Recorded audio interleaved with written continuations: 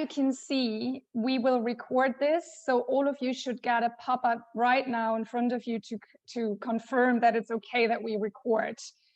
So that's really important for us because we will use it for our YouTube channel, and you will see later on YouTube a recording of what we are sharing today. So I see Anna from Portugal and Karina from Stockholm, Sweden. Hello, hello. Virginia, Donna, amazing. Andrea is joining from the UK, Christian from Switzerland, Joe from the UK. So I see a lot of familiar faces from our collective. Amazing. So maybe we give it another minute just to make sure that everyone who wants to join can come in. We have Nina from Cologne, Ailish from Ireland. Very good. Yeah, looks amazing. Okay, so I will be your host for today. My name is Mareike. I'm based in Germany as well. I am a member of the CIQ European Collective, and you will hear a little bit more about us later on. And I would like to introduce Ute to you. She will be the tech host for today. So if you have any questions or issues, you can address it directly to Ute. And we really love you to be proactive and active with us, co-creating the session. So please use the chat for comments, questions, whatever you have. We love to have you involved today, and use the chance to ask our author, Charlotte, all the questions you have about her chapter. And be prepared in the second part of today. We will have a little exercise for you. So it would be good if you have a pencil and a paper ready to go when we move into the exercise session. So I think it would be a good time for us, Ute, maybe to start with our little intro video. Yes, thank you. So as people are coming in, you can see I will keep on muting people. Don't take it personal. Okay, so let's take a look at this video for starters. Here we go.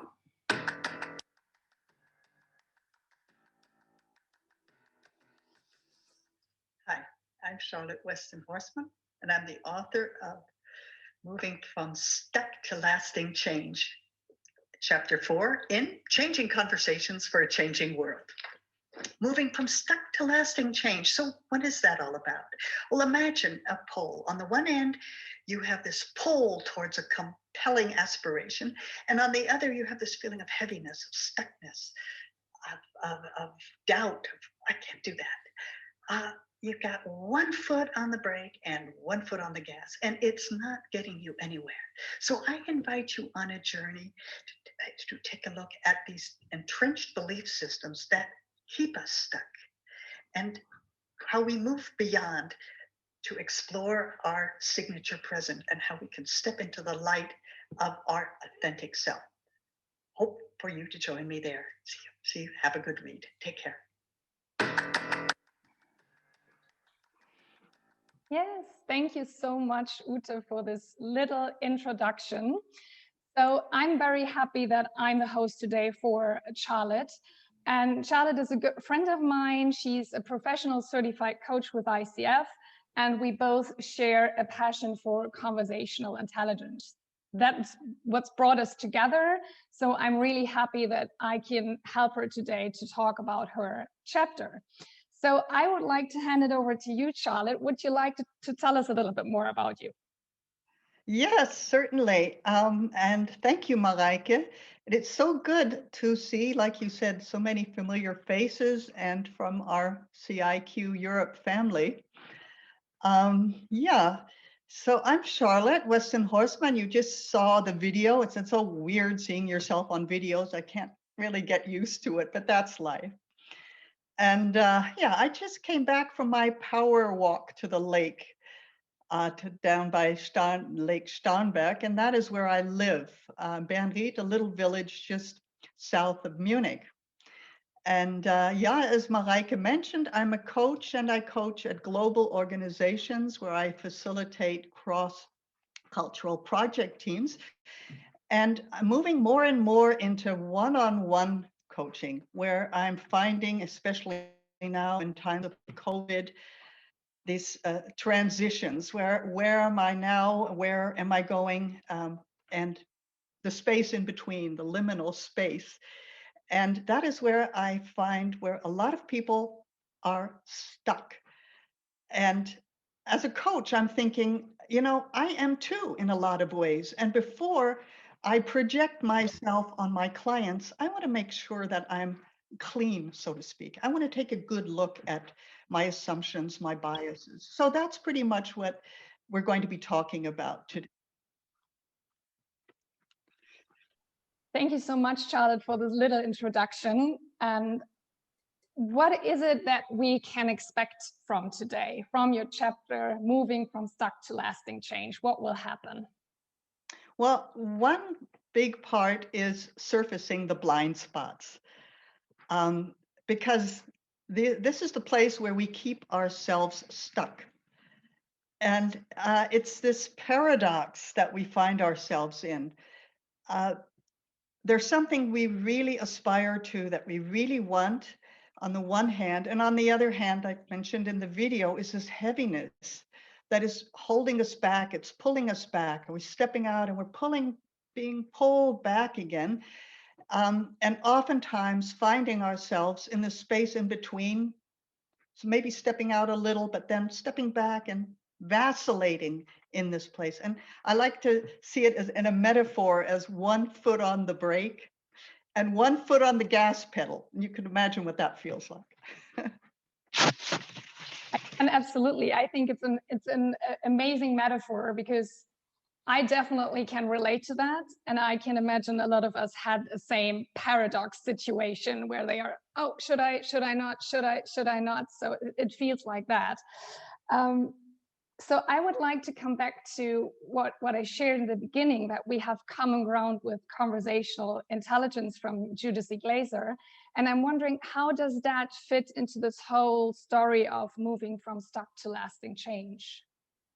Yeah, well, Judith E. Glaser, among her many nuggets of learning, there was one that stood out for me. What is underlying these blind spots? And it really is our assumptions about ourselves and our world that we have grown into through life's journey. And these assumptions, they impact our thinking, our behavior patterns, and they become essentially our identity, our assumed identity, our reality, which is our reality, not necessarily everybody else's.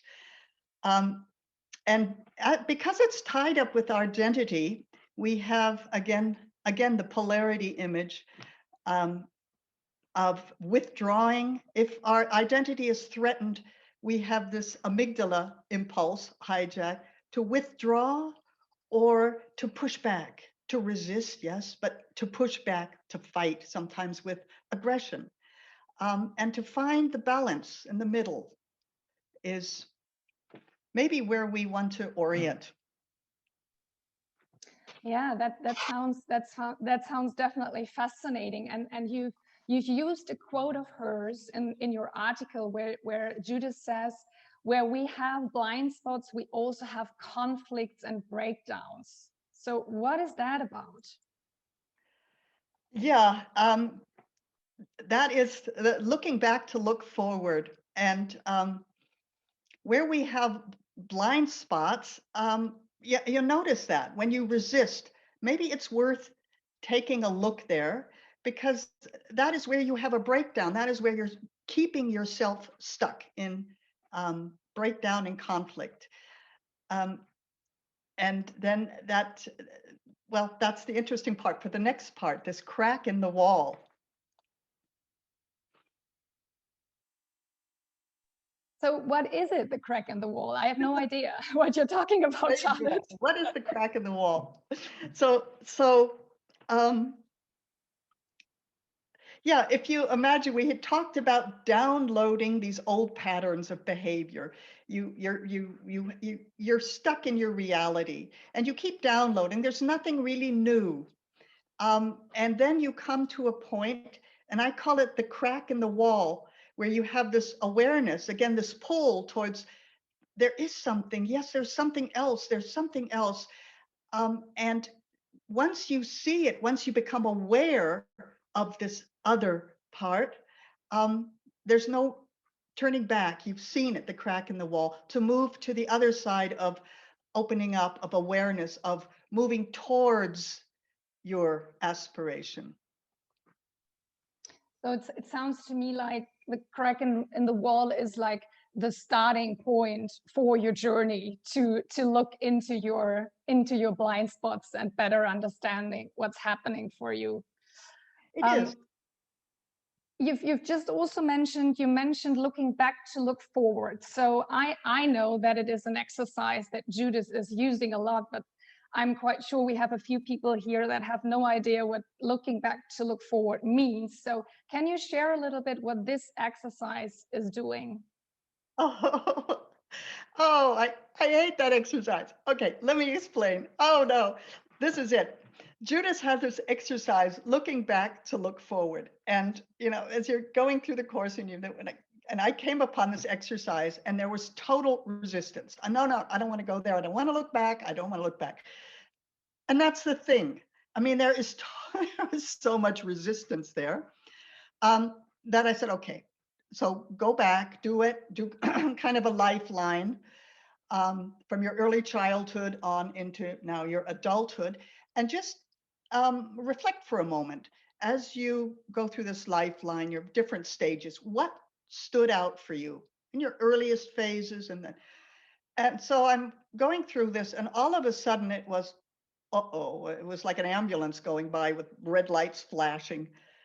And so I hit upon this awareness, upon this blind spot, this crack in the wall. And then now it's moving forward. There really is no going back. Once the awareness is there, you know, you start stepping out. Thank you for sharing that. So looking back to look forward can be a tool to approach the blind spots and to see the crack in the wall. It's one tool we can use to shine a light on that. Amazing. I would like to bring up another quote that you use in your article, and that's: the real voyage of discovery consists not in seeking new landscapes, but in having new eyes. Yeah. And I'm wondering, how is that connected? Yeah, that's this marvelous quote by Marcel Proust. It's not about new landscapes. We can travel over the world. We can meet new people, we can encounter new situations, and we have our baggage with us. We're carrying around our bubble, our reality bubble, and we project that on new environments, new situations. So it's not the new landscapes, it's seeing with fresh eyes, seeing with new eyes, and taking a moment and being curious. And the moment, that's it too. The moment you start having a judgment, an assumption about something or somebody, stop there, check back, go do a reality check. Go into your assumptions. What's happening here? Go into your judgments. What's happening here? And open up again. So it's opening up the lens. And I like this metaphor of a bell jar. You're sitting under your reality bubble, your bell jar, and everything is good and you're happy and life goes on, you do your everyday stuff. And then this awareness hits you, or doesn't, but let's assume it does. And it's like lifting the lid off the bell jar, and all of a sudden this totally new, wide, open landscape opens up. And it's threatening. it's threatening. You're out of your little echo chamber and you're into this wild unknown. And it's threatening and it's scary. And again, we have the paradox, it's all through this, of safety, my little reality bubble, and the threat of, hey, being rejected, the threat of being not belonging. So again, we have the paradox. And what in between, you have a choice. Amazing. Thank you so much, Charlotte, for this picture. And I got a little signal from Ute that we have some questions from the audience, and I think it would be the perfect time now, Ute, if you could share what the audience would like to know about this. Yeah, so we got some feedback around the metaphor of the bell jar, the reference that you made. So Barb said she loves it. It's good to remember. Barb also had a question, but let's start with the other question around the patterns. So there was a question, let me see. So many things are happening here. Yeah, do the assumptions have something to do with family patterns that you were talking about? Very much so. And that's actually the story that we're coming to. Yes, definitely. Your family patterns, the reality that you grew into through your parents, through your siblings, teachers, very definitely. Mm-hmm. And the big question is, do they still serve you? Do these patterns still, they did then with safety, but do they still serve you? Right, right.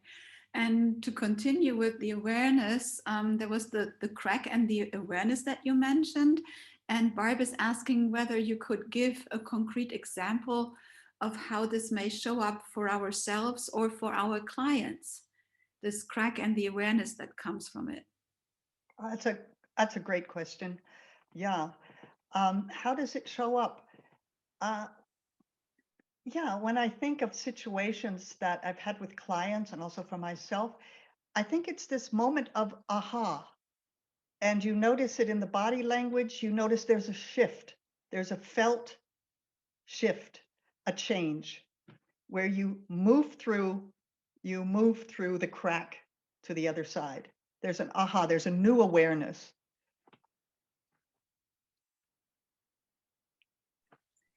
And I think what we will do with the little exercise in the second part of today is giving you a little glimpse into trying to find the crack for yourself. So, and let's see how many of you come out with your own aha moment, and maybe then you can share with us what you felt and what came up for you. That would be amazing. And it's it's remember that this little exercise is a first step. It's about awareness. It's a baby step. It's the first little seed that we want to plant today. Right. Okay, amazing. Ute, any other questions or can we move on? No, so far so good. Okay, so perfect, amazing. Then Charlotte, I would like to move on. In your article, there are two models involved. It's conversational intelligence, and it is the concept of immunity to change. So can you explain a little bit now, what is immunity to change? What does that stand for? Yeah, immunity, I mean, just the title, immunity to change. And I came upon this, it's Robert Keegan and Lisa Leahy's from Harvard University. It's their book, essentially, how to overcome the stuckness, the immunity, and unlock potential is the title of the book. And it's in the chat, or Ute will post it later. You can check it out, Robert Keegan and Lisa Leahy, Immunity to Change. This is the thing. Our immune system is designed to protect us against bacteria, against diseases. We think of it immune system. But in this sense, what is the immune system protecting us against? Well, the immune system is designed to keep us safe from harm.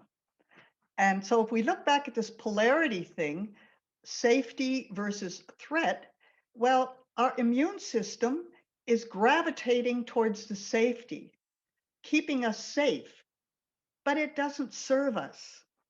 And you mentioned family patterns. This is where you learned what is good, what is safe, how to behave, what to do, what to aspire to.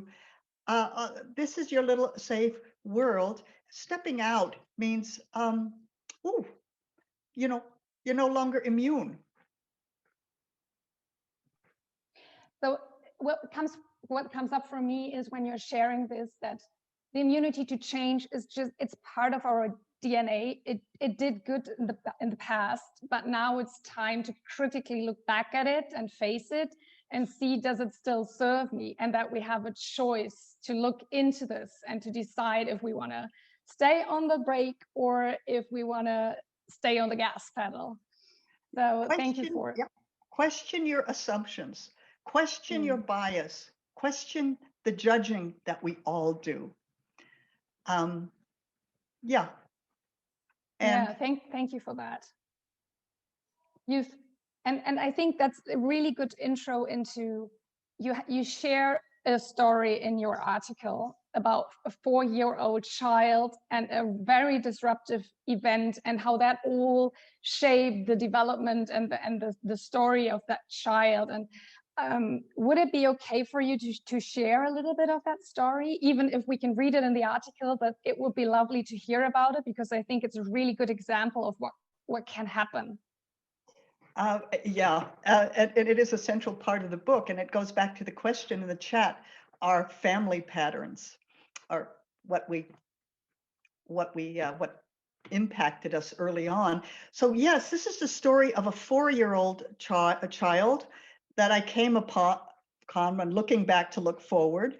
And this child has a powerfully disruptive experience. It's a 4-year-old child in a new environment. This child, in this child's perception, the world is a safe place. There is belonging, there's acceptance, there's love. This child steps out into another world, into the street, to meet up with other kids on the street, another world, and encounters, there are other kids there in the street, and encounters to this resistance. So the child steps out with curiosity and wanting to experience, and is confronted with this critical look. Who is this? Who are you? You're new. You don't belong here. And it was a visceral feeling in this stupid timeline I had to go to, but it was a visceral feeling of the pain that this child experienced. And it was a shift from a child that perceives her world as safe into a world that, wait a minute, there is a world that is threatening, and I need to protect myself, put up defenses in different ways in order to navigate my life. And it impacted the trajectory, I'll say it, of my life. This was my story. It impacts the trajectory of your life, even as an adult, because you're looking around. Safe is one thing. You're looking around, protect your flanks. Where's the potential danger coming from? And you're also this mindset, and it's keeping you stuck. It's keeping you stuck. This memory of the pain. So it's this, becoming aware of this polarity of what's holding us back, the stuck versus the choice and the risk of stepping out. Take a look. Yeah. If you become aware, you take the bite out of it. And I like that you highlight that we have the choice. I think for me, that's something I can really grasp on once you have the awareness that you have a choice. And what I'm wondering is, Charlotte, you mentioned in the teaser video one thing that we haven't shared yet, and when I heard it the first time, I had no idea what you were talking about. In your teaser, you talked about signature presence. So we have now heard blind spots and assumptions and how assumptions create realities, and that we have a choice when we walk through the crack of the wall. But where does signature presence come in, and what is it? I love it. What signature presence? And it's interesting that you mentioned that. I ask people, I say, what does signature presence mean to you? And you get all these different answers. And interesting. Signature presence. Now, let me put this to you. I'm sure all of you have experienced this moment or moments of magnificence when you're congruent in the way you appear in the world, and what you're saying, how you're connecting to people, and this feeling of freedom, of flow. You're reaching out, you're connecting, you're congruent, and it's this opening up. It's this wonderful feeling of signature presence. I'm in the world, and I'm in the world. Clarity and purpose. Clarity and purpose together. I get all excited about this. I can see it. I'm excited too. And I think when you share purpose and flow, I think we have all been there at one point in life, but I would like to be much more often in that space. So it would be so lovely to know how, and to learn, how to create this moments much more often in our life, to say, yes, I'm fully where I want to be, and I'm here, and I enjoy it, and I love it. Amazing. Thank you for sharing that, Charlotte. I'm looking at the time. Ute, do we have any questions, any comments, anything you would like to share from the audience with us? Just real brief, Deborah was referring to the part when Charlotte was sharing the story, and she says, I loved the story that is in the chapter in the book. You were complimented on how you were summarizing things, Mareike, so brilliant. Yeah, and Deborah is saying it makes me stand up straighter, and I think she's referring to that signature presence. Yes. Yes. You're taller. Yeah. Yeah. Amazing. Thank you so much, Ute. So then I think we have given you really a fast track summary of what is all happening in Charlotte's articles. So if you want to dig deeper, you have to buy the book and dive into it. So this was the little planting the seed. What we would like to do with you now is to give you the chance to experience for yourself what you can do to create the crack in the wall. And what I would like to do is to share my screen with you, and then I will hand over to Charlotte to explain what we would like you to do in a few minutes in little breakout rooms. Okay, so surfacing the blind spots. What is it that's keeping me stuck? So this is a little exercise that is to perk your awareness. And so let me go through the columns first, and then we'll take a look at the examples. So you have 4 columns here, and in the first column, you would have, you have my compelling commitment, something I really aspire to. So think of something, that really is something that's missing in your life, something that you really would like to have hands on. And then be honest with yourself and say, what am I doing? What am I not doing that's keeping me from realizing this, moving towards my commitment? That's keeping me stuck. Is the second column. The third column is the why, the competing commitments. So that's the example. So why, and well, we'll get to that with the example, and then the big assumption around the why. So let's take a look here. We have a person who says, I really want to feel confident about being a collaborative leader, a team leader who inspires and motivates the team, but I don't collaborate. I make unilateral decisions. I don't take people's input into account, and I avoid potential conflict. Okay, and so why are you doing this? And being honest with yourself again, and it takes some deep thought. Why don't I collaborate? Because I'm committed to being the one who gets the credit. I'm committed to avoiding the conflict that comes with involving the team. So that's the why. And then move on to the big assumption. So what is your thinking behind this? And it starts with an if. If I share decisions, if I share decision making with my team, I assume that I'll no longer be seen as the expert, and then I won't be respected. So your big assumption is keeping you stuck. It is keeping you from your compelling commitment to really feel confident about being a collaborative leader. Do you see these steps we're going through? You're going from the compelling commitment to what you do or don't do that goes against your commitment.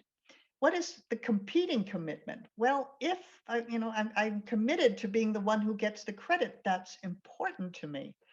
And then the big assumption, if I share decision making with my team, so we've heard that. And then back to the family thing that was mentioned in the chat. Think back to your lifeline. Was something in there that somebody told you, well, you need to really be the best, or if I'm not the best, then I won't be liked, I won't be respected. So this is all inside of the big assumption. So are there any questions around this before we go into the breakout rooms? So maybe to explain what we will do is there will be breakouts of 2 or 3. Ute will take care depending on how many we have here. And the purpose is you have smaller groups to feel a little bit more, to be able to work on your own first. But you also have a little group that you can ask questions, or you can already start and share insights if you are really quickly. You will have 15 minutes.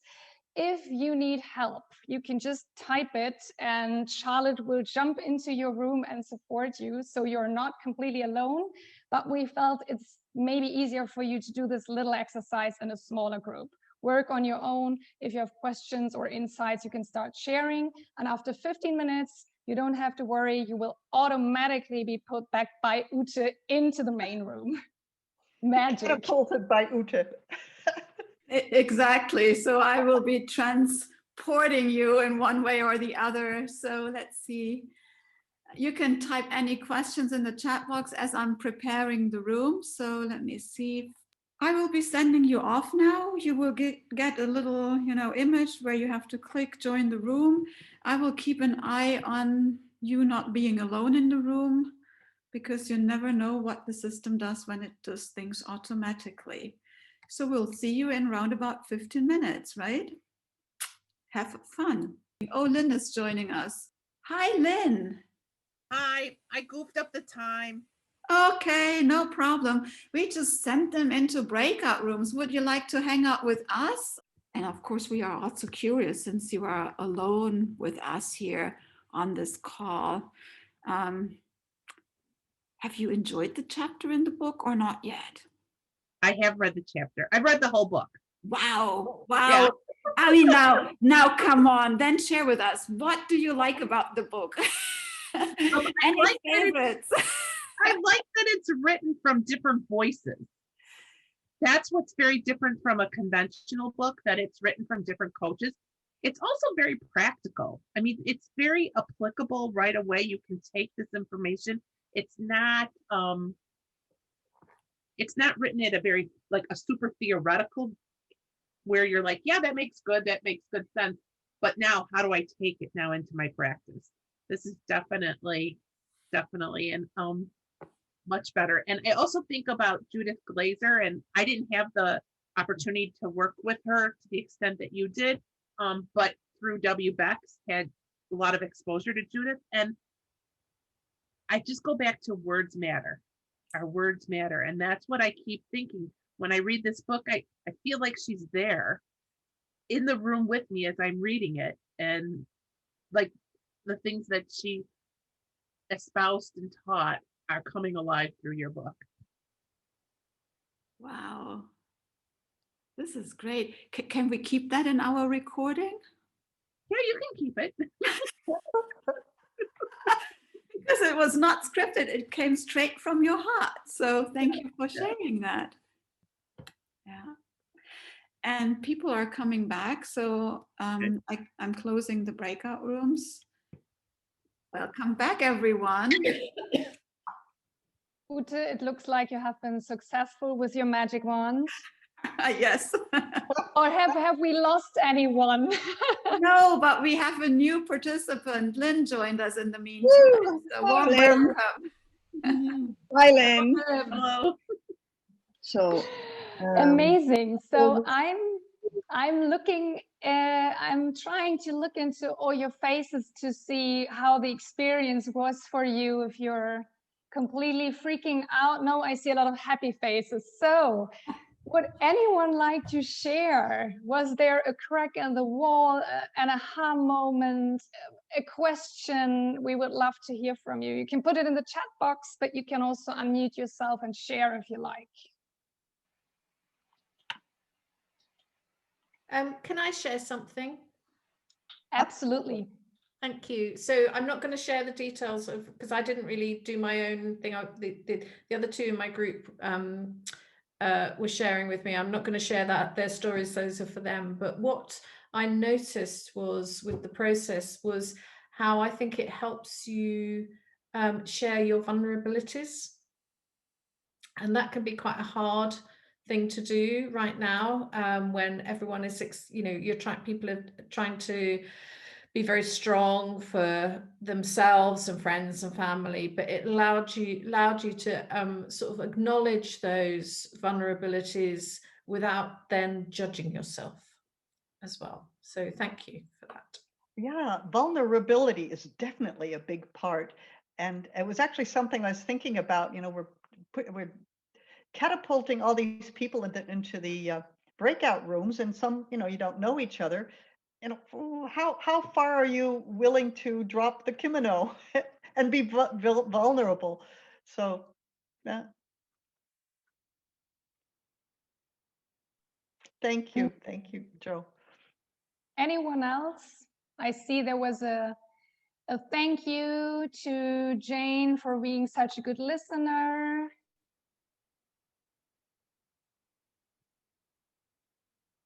Some people had to leave, jump off. We hope to see them again next time. Yeah. So lovely conversations. People enjoyed the conversations, obviously. And I posted it as well in the chat box. Of course, the breakout rooms were not recorded. They were, private to you. Yeah, Barb is saying this was lovely, and she also needs to pop off. Yeah, see you. Thank you, Charlotte, for the exercise. Thanks to Marijke. A lot of thank yous in the chat box already. Wow. Yeah, okay, and I just add in just to share that I raised something that happened to me when I was 4. I think Charlotte the 4 registered in my mind, and it was something happened to me and my sisters, and it's very kind of something that I don't refer to, but I always think it has had a huge effect on all of our lives, where we were gathered together by my father for a reason, nothing majorly. We didn't kill anyone or anything, but he stood us there until the person admitted who did what they did, which wasn't me, but I was being targeted, and eventually my other sister, because we were all girls, 4 girls, she had to say. And it was really hard. And that's kind of a traumatic thing at that age.